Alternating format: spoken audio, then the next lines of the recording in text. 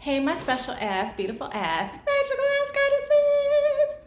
It's your girl Kayla back with another video, and today is my first story time video that I'm going to share. Before I get started, make sure you subscribe to my channel. Also, make sure you click the bell notification. That way, every time I drop a video, be the first to vibe with me and know. Also, make sure you click the thumbs up button for this video. I promise you, you will not regret it. So let's jump into it, right? So this is a story time about a guy that I met that I didn't realize at the time. He had some issues. Let's say that. So where do I want to start? Let's start with how we met. So I'm gonna call him Mike. I met Mike one day. I think it was when I got off of the bus. My car wasn't working, so I was taking the bus back and forth to work. And we got on the same bus and we got off at the same stop. And when we got off at the same stop together, that was, when he initiated conversation. It was just like, what's up? What's your name? You know what I'm saying? I'm Mike. And, I was like, okay, I'm feeling him.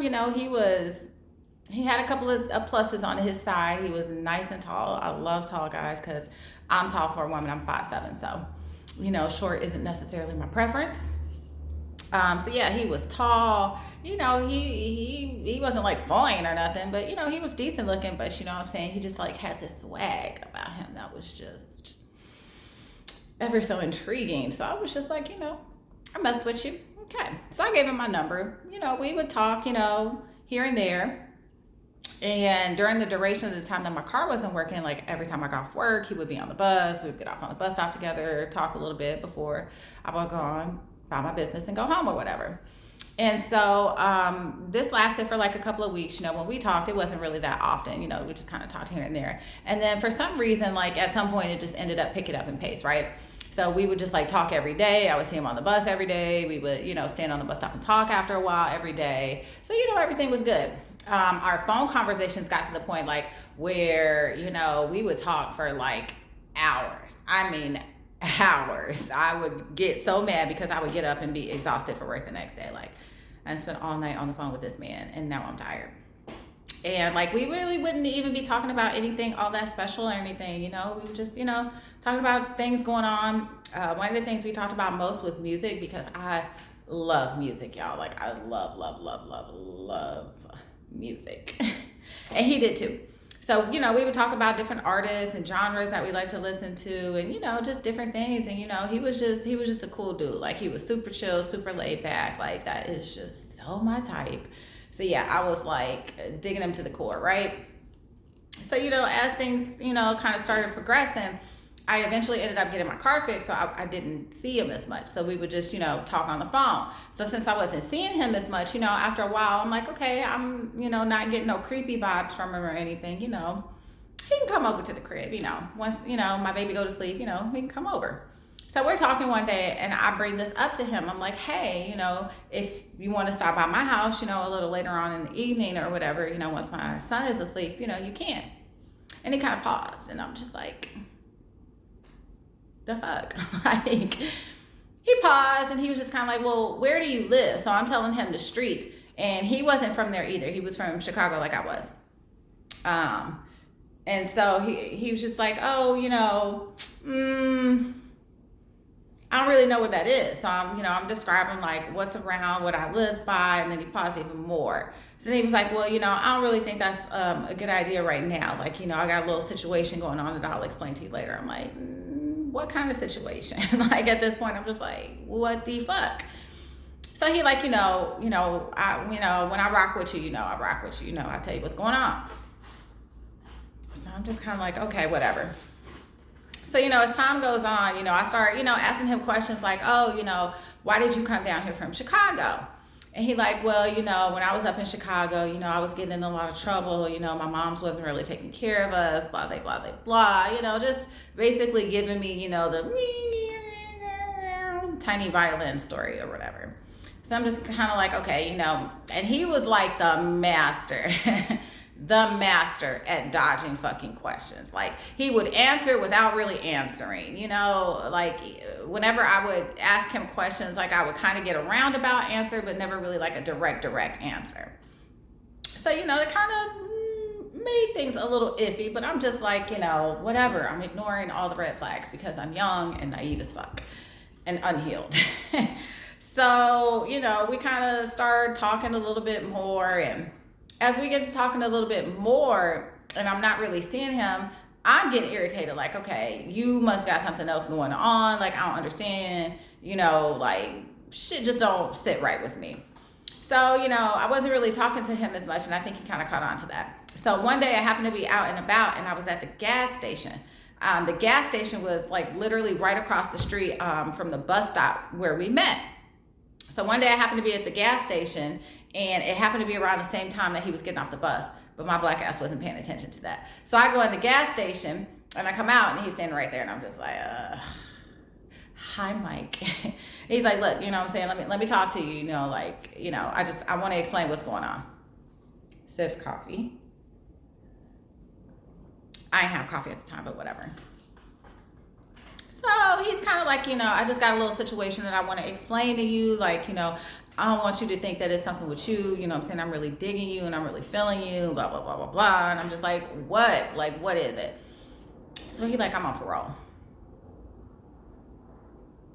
And I'm like, okay. And he's like, that's not gonna stop you from wanting to see me.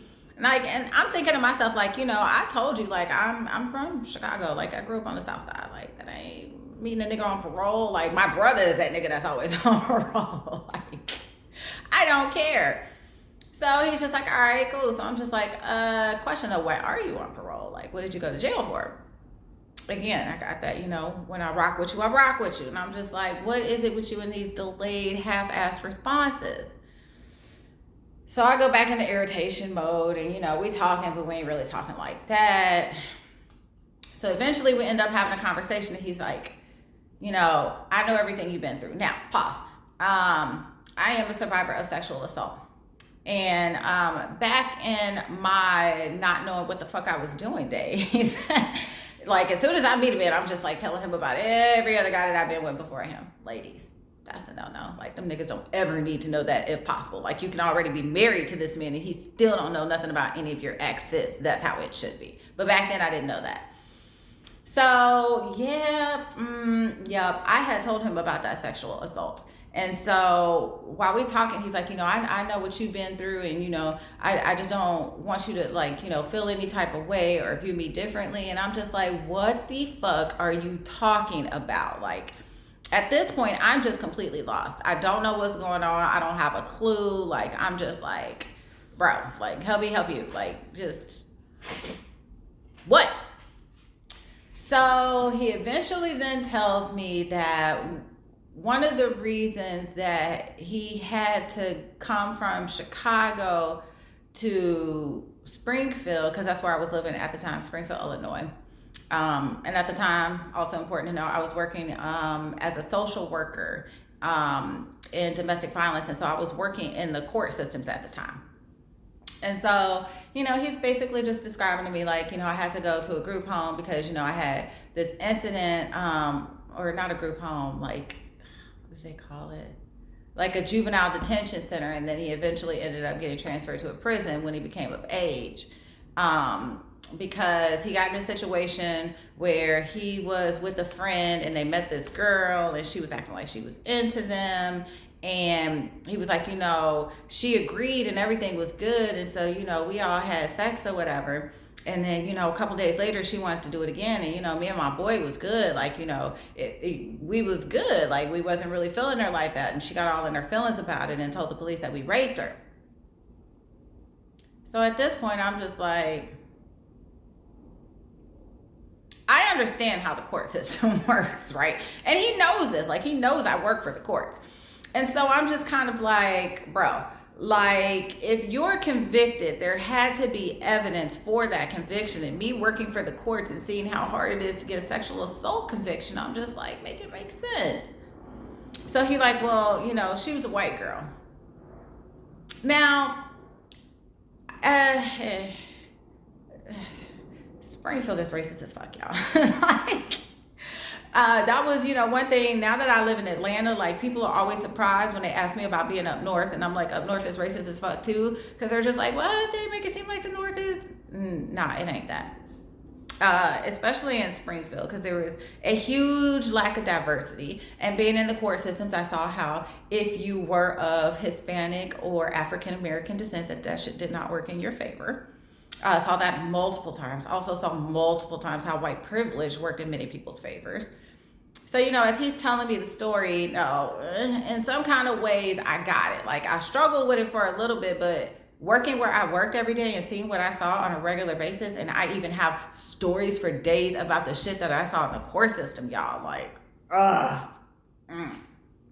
That's a whole nother story time. Maybe we'll do one of those later on this month. But anyway, so, just from what I saw, observing the courts every day, and some of the stuff he was telling me, and I was just confused because I wasn't getting that like super overtly like sexual nature from him. It wasn't like the conversations that we had, he was always trying to be sexual, and you know how men do ask me them dumbass questions like, what's your favorite position, do you like it from behind? Like, y'all know how they be doing. Like, it's just irritating as fuck, but I guess they think that shit's cute. But, he wasn't like that, and I wasn't getting any of those vibes. So I was just a little confused about the whole situation. So at the time, I had a friend. We're going to call her Sheena. I'm sorry, y'all. My voice is killing me. I am not used to talking this much, and this is like the third time I tried to do this video. I guess I could make a story time about that too. Whatever. I'm on a story time rant. But I had a friend named Sheena, and I'm talking to her about the situation. Like, when I tell you, like, Sheena was hood. Sheena was hood as fuck. Like, she was from Springfield. Yeah, she was something else. So I'm telling Sheena about everything that's going on, and like, Sheena didn't did bid. So, she just like, fuck the fact that he's on parole. Like, if you think you're a good dude, then rock with him. And I'm just like, he don't know. Like, I really didn't know at the time, and I was just so confused. But like, y'all, when I tell you, oof, that man's swag, it was just something about it. I couldn't resist it. So I was just like, all right, I'm gonna fuck with him. Not only that, but I am a stickler for, like, as soon as I need to do, like, I need to know your zodiac sign.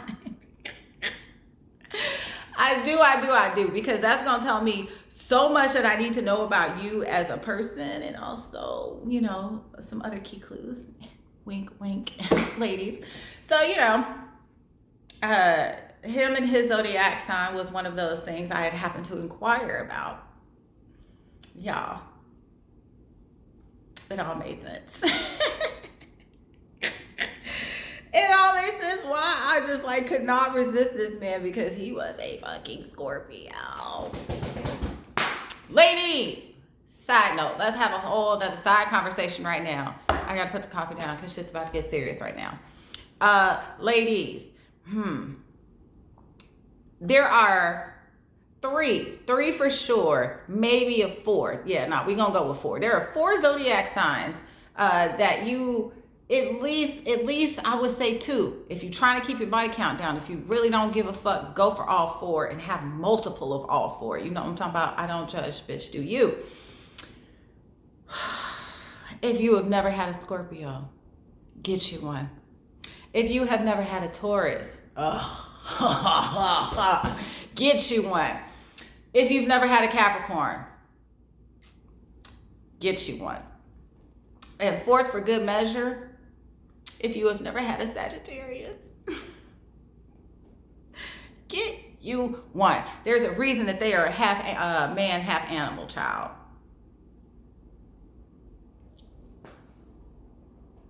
I'm just gonna stop there. That's a whole nother different thing. Anyway, so yeah, he was a Scorpio. I was curious. I was like, yep, okay, we gonna go for the gusto, bitch. Do you? So after talking to Sheena about it for a little bit, I finally decided, like, all right, he seems cool. I won't be hesitant about it. Let me see what he's talking about a little bit more. So we kept talking, and then, after a while I was like, all right, I'm cool, everything is good, it's whatever. So eventually he's like, do you feel comfortable? He actually asked me, like, do you feel comfortable coming to my house? So I was like, okay. like I said, y'all, I was curious as fuck. Like, I needed to know. Everything seemed cool, I'm like, whatever. So I go over his house, y'all. Red flags were everywhere, but my dumb ass, young and naive and not paying attention to shit. So I go over his house and I'm glad there's like so much uncomfortableness to all of this, to which I should probably give a trigger warning. I should have gave that trigger warning a long time ago. Yeah, there are going to be some sensitive information and topics talked about in this video. So yeah, if you're uncomfortable with that, you might want to click off now. So yeah, anyway, I go over his house and it's amazing how things went from night and day. Like he had this little tiny 1-bedroom apartment. Like you walked in the front door and it was like a little covered patio area. And then you walked in another door and it was his bedroom and then living room and then a little kitchen off to the side. So we walk in and everything's normal. He's got, normal house lights on, from the ceiling and little lamps on and everything. And, we chopping it up in his living room, sitting on the couch talking. And, one thing gotta let do another. As, things start progressing, he's just like, wait, hold up. And I'm just like, what?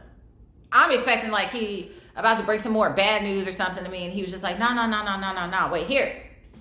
So he goes in his room. I'm sitting in the living room, just waiting. What the fuck is this nigga doing? So after about sitting in there for maybe about 3 minutes or so, I hear music come on. And he's playing Duelet Love Ultra, which I used to love that song. Mike fucking ruined it for me. Anyway, he's playing Love Ultra. So I'm just kind of like, okay. So eventually he comes back in the living room and he guides me into his bedroom. Y'all, he just switched the whole scene up. It's red lights on with little dimmers, and he got red lights and the lamps and little covers over him, so it's like a little soft red light. It's just red light district all up in that bitch, just magically, voila, in the air. So we got the lights and the music going, and we do what we do, and yeah, Scorpio. So yeah, we do what we do, and yeah, that's that. So next morning, we wake up, y'all. Everything is just downhill from here. I mean, completely downhill from here. So we wake up the next morning and, we just laying there talking and chopping it up. And all of a sudden, bow, bow, bow, bow, bow, knock on the door. I'm like, who the fuck is that knocking like it's the police? It is the fucking police. I'm just like, where the fuck y'all come from? I'm laying here with you, so I didn't call the police, and you laying here with me, so I know you didn't call the police. Why the fuck are the police here? So I hear him outside talking to the police for a hot little second, and then the police officer comes in. He's looking at me and he's asking me questions like, what's your name? Do you have ID? How far do you live from here? How did you get here? All these, different questions. And I'm just like, what? What the fuck is going on? So he takes the police officer in the living room and they, get to talking for a little bit. And I'm just kind of laying there confused, like, what the fuck is going on? So after a little bit, officer leaves. He comes back in. I'm looking at him like, what the fuck? What was that? And so I don't even remember what he told me at the time. He was just like, oh, that was my parole officer. Oh, he told me that was his parole officer, and his parole officer was wondering why he wasn't in church, which I knew really wasn't a lie. I knew he had on an ankle monitor. I don't know if I mentioned that before, but he did have on an ankle monitor. And I had been to his church with him several times before, and he always was at church on a Sunday morning, which this happened to be. So I'm just like, oh, okay, that makes sense. Didn't really think too much of it. So, he's like, let's do it one more time. And I'm like, okay. So we do. I go back to Sheena's house, pick up my baby the next day. And she asked me how it was. We girls talking, politicking it up or whatever. So yeah, that's that. I talked to him later on that day, and I noticed like his tone kind of changed up a little bit, but I didn't really, for some reason, like think too much of it. Like he just sounded like sad for some reason. But I didn't really think too much of it. I asked him what's wrong, and he would say nothing. So I was just like, oh, okay, whatever.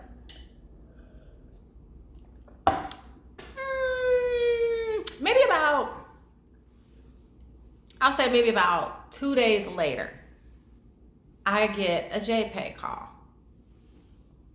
For those of you that don't know, like that's like a way that you can send money to people for them to get money on their books and phone calls and stuff like that.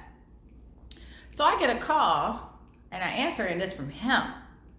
And I'm like, hey, what's going on? And he's like, hey, I had a little situation take place, again with I'm going to chop it up. I'm going to tell you what's going on. I'm just like, what the fuck? So he's like, I left all my belongings at jail. They came and got them from work. I don't even remember where he was working at the time. It was for like some kind of warehouse doing something or something, like a wood place or storage place, something like that. I don't know. So he was like, they came and got me at work, and, they took all of my belongings and stuff, and it's at the jail. I was wondering if you could go pick it up for me. So I'm just like, okay. So, I go to the jail and I pick up his stuff for him, and he telling me about, he got to basically wait for him to go back in front of the judge. And I'm like, okay, so what are they charging you with when you go back in front of the judge? And he was like, violating his probation. And I was like, what did you do to violate your probation? And once again, one of them questions that he wouldn't really answer. So I'm just kind of like, what is really going on at this point? At this point, he's not in the county jail. They shipped him from the county jail to, no, I take that back. He was in the county jail. And then he just told me that like he got convicted. And then they sent him to this place close to Springfield called Graham. Graham is like a holding facility where like you literally spend 23 hours a day locked up in your cell. They get out for 1 hour a day. Like it's just like kind of like a holding place until you go to the next correctional facility that you're supposed to be sent to. So, we're writing letters and stuff while he's still in like the holding place or whatever. And so eventually he tells me like, oh, I'm getting sent to this prison, blah, blah, blah, blah, blah. And like, none of this is really making sense to me. So I'm like, I don't understand what's going on. So at this time, I'm just like, okay, let's start putting some pieces of the puzzle together. So I look up the correctional facility that he gets sent to, and I'm like, trying to figure out what it is. And it's basically like a rehabilitation facility for sexual offenders. Say what? So now I'm real curious. So I'm like, all right, 2 + 2 don't equal 4 here. What the fuck? And he's not going to tell me the truth. So I got to get on my private eye investigator, do what I do, and find out what's going on. So I don't even know how this thought came about, but for some reason I just go on Google, and the local newspaper, I decided to like Google old stories involving like sexual assault and stuff, right? So I come across this story with his ass. And it's basically a story, like, not to laugh, I know like this is not a laughing matter, but yeah, it's just the uncomfortableness of it. But yeah, I come across this story about how him and not just one friend, but I think there were like 3 or 4 of them, there were 4 of them all together, basically coerced this girl to go to the bottom of the high school, the local high school, in the basement, and they all 4 gang raped her, sexually assaulted her, like brutally, like sodomized her, all kinds of shit, y'all. I am reading this news story like, what the entire fuck? Like, you've got to be fucking kidding me. Like, at this point, y'all, I am fucking heated. He's so lucky that he is already behind bars, because I promise you, if he wasn't and I'd have found this out while he was still out, one of us would have been locked up. It probably would have been me, because I would have went the fuck off. Like, yeah, one of them situations. So now I'm really like, okay, there's definitely some shit that I'm missing to the story. Now, here's where the confusion set in. when he told me about the conviction before, I told y'all that I worked for the court. So I already knew how to look up a court record. But for some reason, when I looked up the record the first time using his first and last name, that shit did not pop up. Like, I didn't see anything. So I'm like, all right, what the hell? So eventually something told me to start looking up the other names that I got from the newspaper article, the guys that were with him. So eventually one of the guys' name I put in, all that shit popped up. Y'all, to this day, I still don't necessarily understand why it was entered in the docket that way, but there was like one person, and then Mike was listed with the two other people. So unless you knew that one person's name, you weren't going to get to those other three's names. Thank God for that newspaper article. But yeah, so I'm looking up the court case. Y'all, I'm fucking mortified at what I'm seeing. Like, y'all know, in court dockets, they don't get super, super detailed about certain things that's going on. Like, it's not like you're going to get the court reporters, text version of everything that was said in court or anything like that. But however, what you will see is certain things like exhibits. There was at one point he had to be evaluated by like some sexual trauma therapist, and they basically were saying that this motherfucker needed help, like all kinds of, oh my God, y'all, I was so mortified, so mortified. At this point, I was just like too pissed to even do anything. I was through.